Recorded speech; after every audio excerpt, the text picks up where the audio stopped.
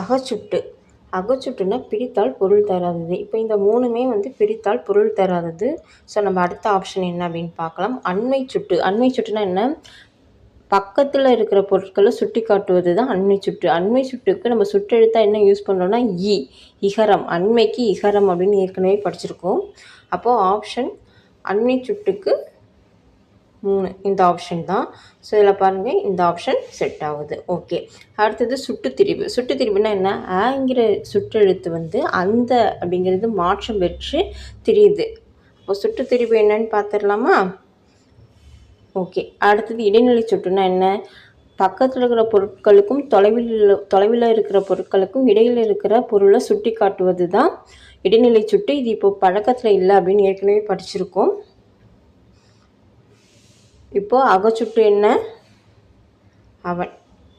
தெரியுதா? ஸோ இந்த ஆப்ஷன் தான் வந்து கரெக்டு. ஏற்கனவே படிச்சுட்டு இருக்கிறவங்களுக்கும் இந்த கொஷின் கொஞ்சம் குழப்பமாக தான் தெரியும். புதுசாக படிக்கிறவங்க ஒரு கொஷினுக்கு விளக்கம் மட்டும் பார்க்காம அந்த டாப்பிக்கே நீங்கள் முழுசாக படிக்கணும்.